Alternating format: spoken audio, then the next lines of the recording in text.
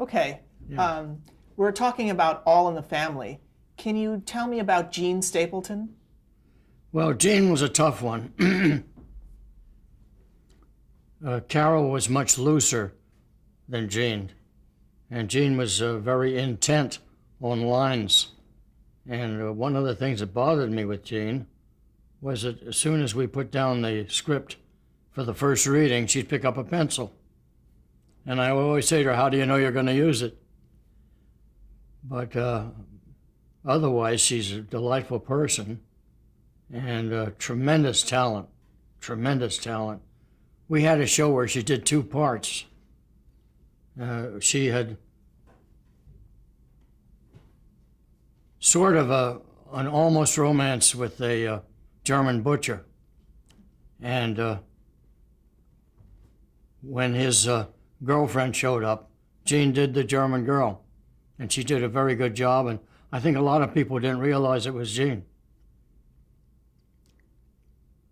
Jean changed her views with the show. She got tired of doing the dumb stuff, and she became important in Women's Lib, and got a lot of the Women's Lib things into our shows, which didn't bother us because it gave us a new dimension. Which reminds me, when I say new dimension, the beginning of every season, we wanted something to shoot off the season with a little different than what they've been watching to the last year. On one of them, it was Gloria getting pregnant, and the other it was the baby being born, and the other was Archie, the grandfather. So I'm driving to work, trying to think of something to shoot off the new season, and suddenly I say, "Geez, here it is right before my nose. Duffy's Tavern. Archie the bartender. He had been going to Kelsey's. And when he left the house, said, "I'm going down to Kelsey's," slams the door. Well, he goes down to Kelsey's. Well, why isn't Kelsey's Archie's for the new season? So I walked in and said, "I got an idea." Well, Archie buys the bar. And Carol immediately said, "Geez, that's wonderful, wonderful." And Norman said, "Well, I'm not too sure about this." He says, I think of him as a working stiff, and I don't like to change the character. But if you and Mel want to get him into the bar for a few episodes, okay. So we contrived it that he finally got enough money by forging Edith's name to the mortgage and so forth to take over the bar. It became Archie's bar, Archie's place. And Hazel has always berated me that I didn't get anything monetarily out of that thing. But the point is that it didn't come out clean. I made a suggestion, and it was discussed, and I didn't realize that it was going to be another series. So whenever I mention this to Carol, he certainly quiets down and looks away. But I was responsible for the Archie's bar, and it certainly worked out beautifully for us because we did all the problems of the little man trying to be the big man in the bar, and it was a normal, natural thing for Carol. Now, one interesting thing about All in the Family, or any show really, but particularly All in the Family, is that the good actors have a very solid grasp on their character. Very, very solid, more than the audience and more than most writers. So that in real life, how often do you say to someone that's not like you, well, they've gone against the image.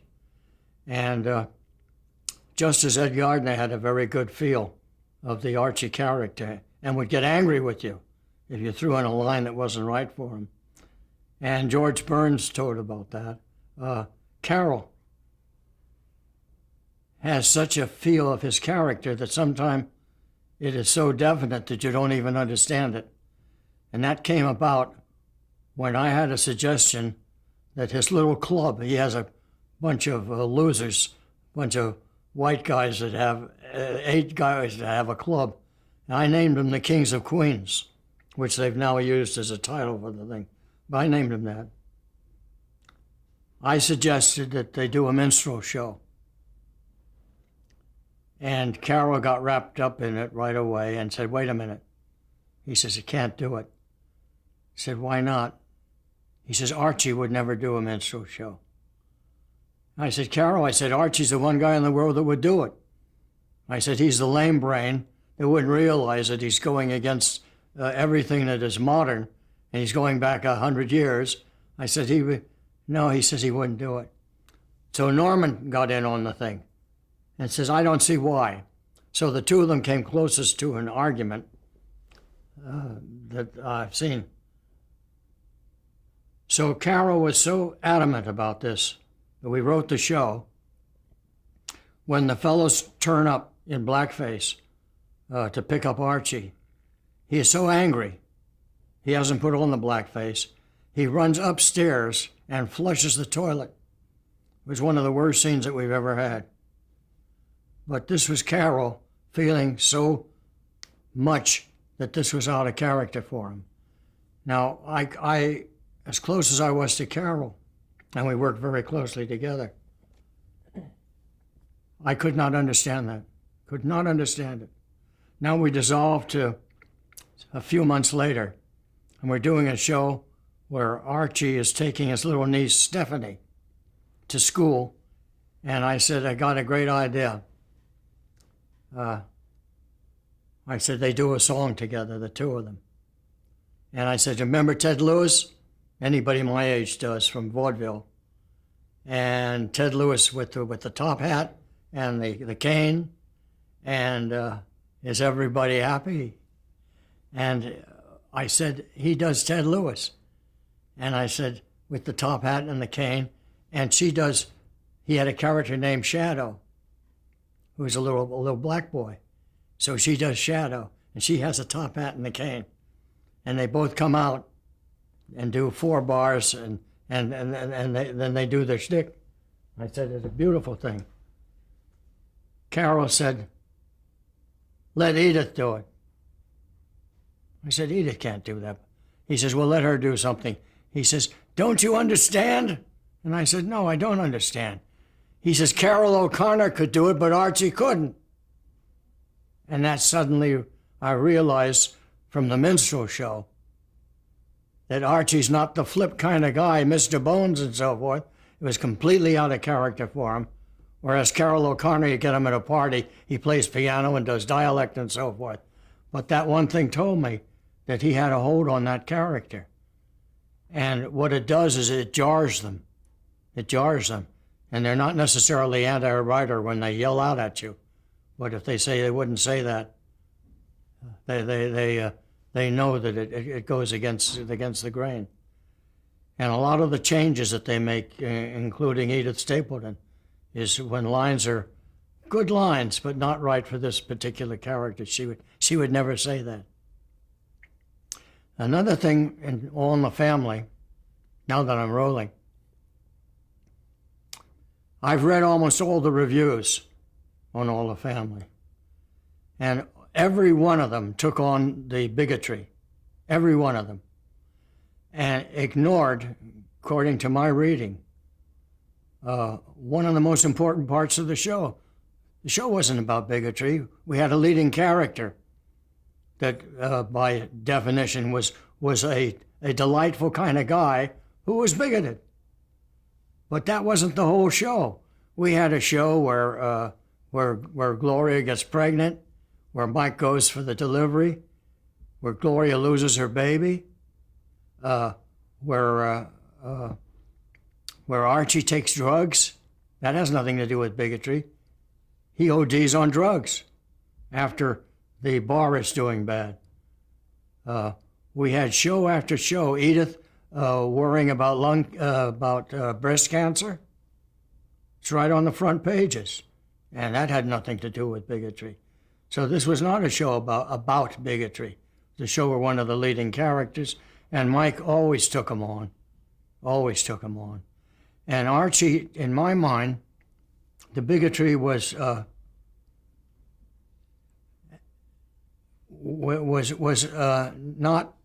anger. There was no anger in his bigotry.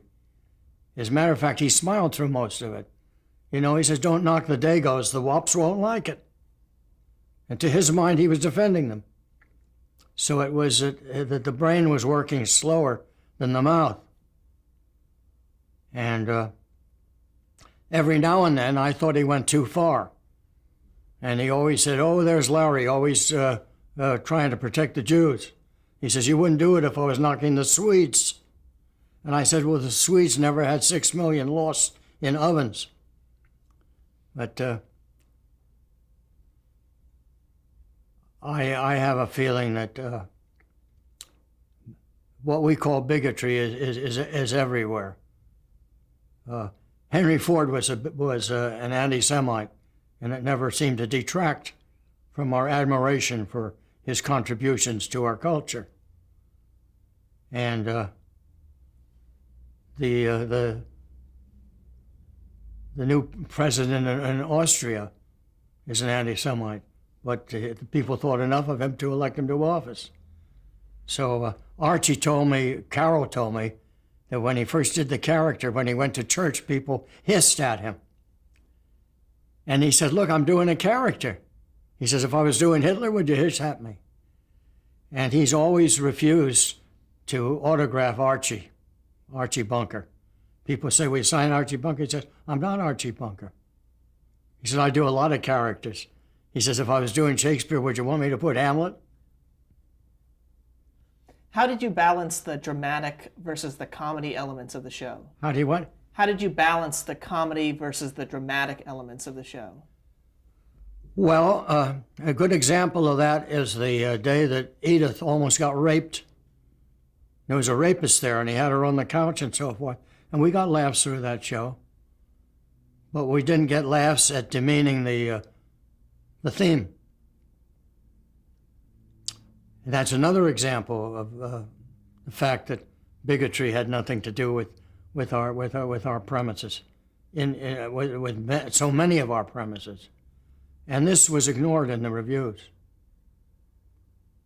The father talking to Gloria when she loses her baby, sitting on the bed and talking to her. Soft, lovely scene. There was a movie some time ago where the British were sending the children upstate to get them away from the buzz bombs. And this little Jewish boy was sent upstate, and unknown to anybody, they said, don't tell them your real name, you know. Don't say Goldstein, say Gould, and so forth. And he did. And he was taken care of by an anti-Semite. But the anti-Semite was a delightful man, never figured that he had a Jewish boy there. And he says, at the end, he says to the kid, with tears in his eyes because he's losing the kid, says, "You go back there and see if they've cleaned up after what the damn Jews have done." So bigotry is in the mind of the person analyzing it. Can you talk about the other elements of the Archie Bunker character? He had the malapropisms and stuff like that. Well, malaprops were important. You know, that's from Sheridan's The Rivals, Mrs. Malaprop. Important to show what a booby was. And, you know, Edith, you got to go to a gynecologist. You know, he had a feeling that he was quite literate. He says, "It's in the Bible, Edith, you got to read it. Corinthians 9 part 3.2. 3.2. But they bolstered the fact that this was a boob. Mike didn't make Mel's, and Archie did. And also, there are expressions that are not Mel's that come from a twisted mind.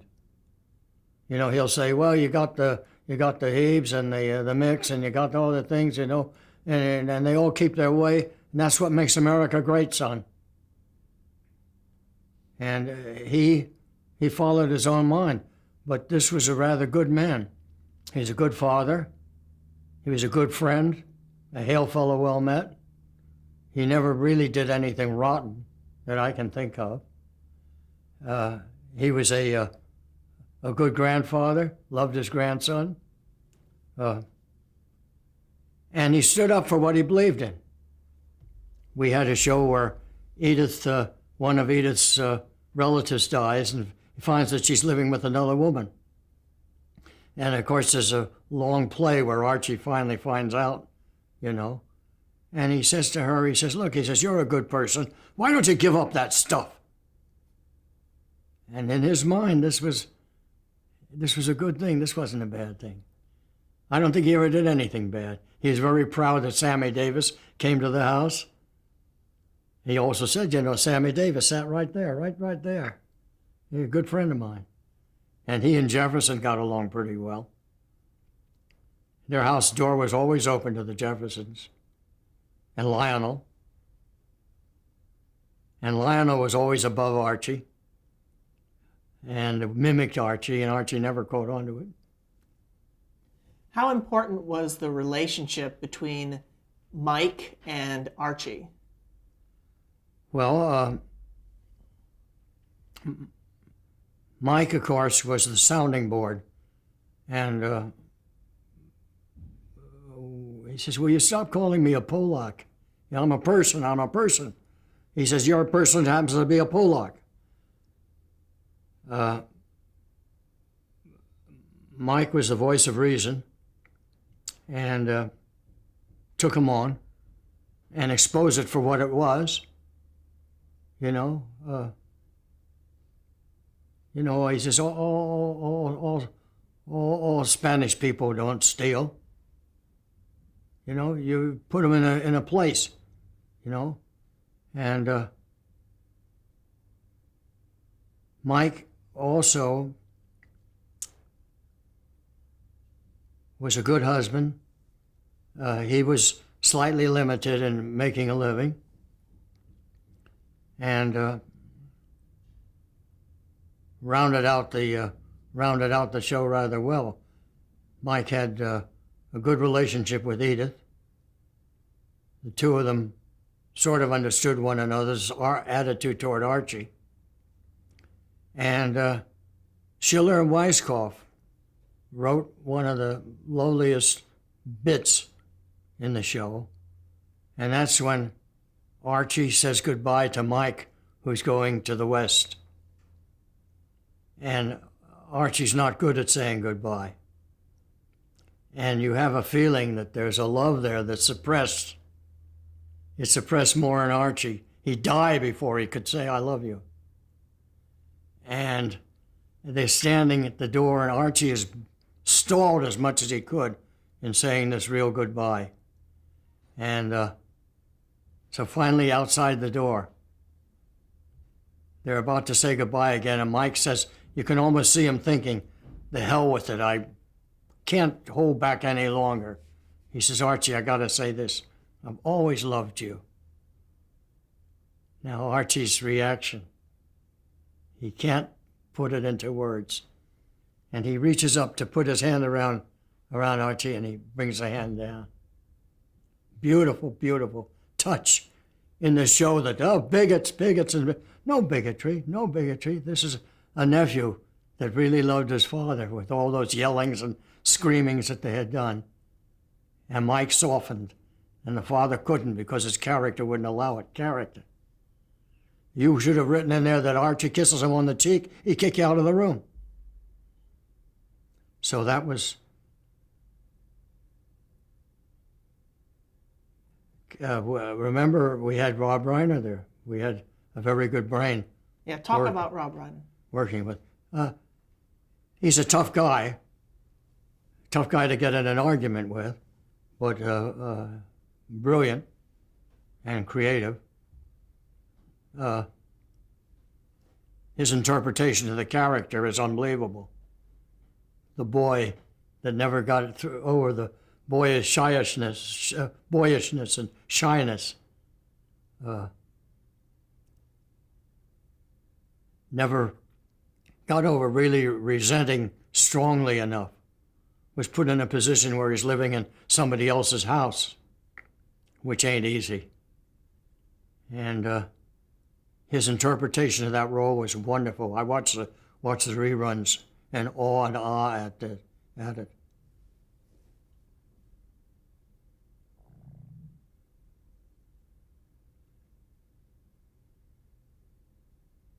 Another thing too, Norman didn't bother too much about the gimmicks that are used nowadays. He never worried him. That's why the chair became famous, because Archie sat in it the whole time. And they never changed the opening. Eat it, eat it. Guess what happened today? And Archie comes in with the plot. Then Lou Derman wrote this with Bill Davenport, where Archie gives mouth-to-mouth resuscitation to a woman in his bus, in his cab, finds out it's a transvestite. Once again, where's the bigotry, you know? They played that. There were some beautiful touches. And while we had touches from Norman and Carol and Rob and the writers, we also had touches from the director, a very feeling kind of director. And one of the most beautiful things that he did, very small in shooting, in footage, but when Archie Barr starts losing money and everything is wrong, the last customer comes in and holds him up. Everything is wrong. And his pal comes in and says, look, Archie, I know things are tough for you. You know what I do? I do what the truckers do. I take a little pill. You know? Archie says, that's a drug. No, it isn't a drug. It's a pill. You take it, you look at anybody's medicine cabinet. They got these things in. So when he leaves, Archie sighs and takes one, and he's on it. Well, we have a whole show of him ODing. That's where this William, what's his name, the psychiatrist, gave us the... William Radar? Yeah, gave us the background of how a man acts when he ODs. And he has grandiose things he's talking about. You know, be like McDonald's, only it'd be Archie's Arches, you know, and and he talks and talks and talks, and they're sitting there realizing what has happened to him. And he finally says, look, I can't kid you anymore. I'm sick. She says, oh, Archie. He puts his hand here. Bogart does a close shot of her hand going over his. And I'll remember that as long as I live. Just a touch. Director's touch. We didn't write it. How could you write that? She puts his hand on his. They'd say, well, these guys, what are they drinking? Can we talk about Sally Struthers? Well, I hate to say this, but I think she was the fourth in talent on that show. Not that she wasn't a good actress. Maybe the role required her not to be one of the four. But she was easy to work with. She had certain problems with the writing. She complained at one time. She says, I'm having the baby and everybody else is doing the talking. And then she was going with this psychiatrist, and she brought him to one of the readings. We're sitting at the reading, and all of a sudden, this outsider is getting a free dinner. Gives Carol a reading. Now, you never do that to a star. I had a thing I've used many times. I always say I'd like to give you a reading and my resignation. And Harold says, well, you better be right, and so forth. But he gives Carol a reading. Carol's answer to that is he looks at me. He says, thank you very much, you know. This outsider comes, the lead actor of the decade, you know, and he gives him a reading. But we're talking about William Radar, William Radar. who was, I guess the boyfriend of Sally Struthers. And Sally wanted him to have a credit on the thing, so we gave him a credit. And then she had an idea. Norman came to us sort of blushing, and he says, she has an idea for a show, for an episode. So what was the episode? Usually people who are not writers have, if it's an idea, it's good for a page and a half. So she says, my idea is that he puts a pill in the glass and they switch the glass back and forth, which of course is an old bit. And so we said, thank you very much. So we wrote something that had nothing to do with this at all. And she says, she came down to see what we were doing. And she says, how is it that a writer has no say in what's being written? And all of a sudden she's a writer. But she was a darling girl. We always kissed when we met. And she had a little girl touch to the character that was wonderful. And when Mel and I wrote the brother, the thing that got us the Humanitas Award. Archie's brother. Huh? It was Archie's brother? Archie's brother.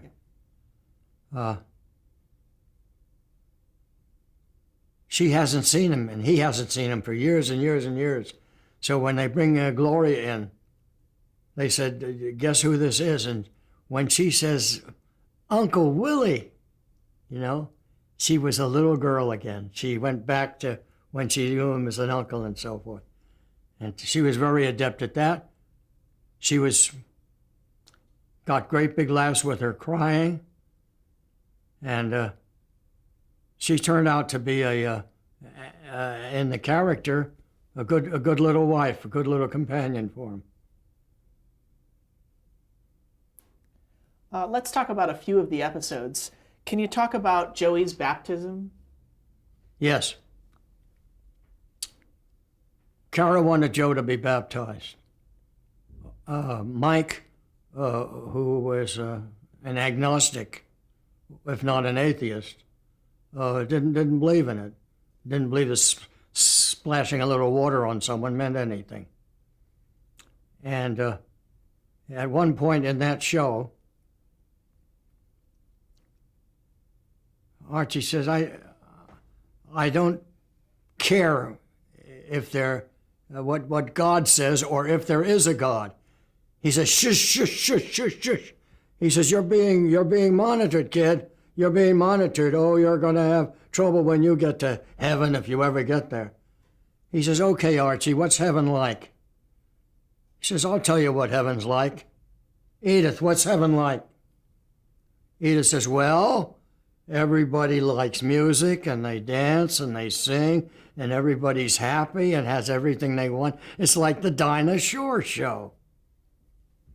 That was in this episode. So Archie says, that kid's going to be baptized.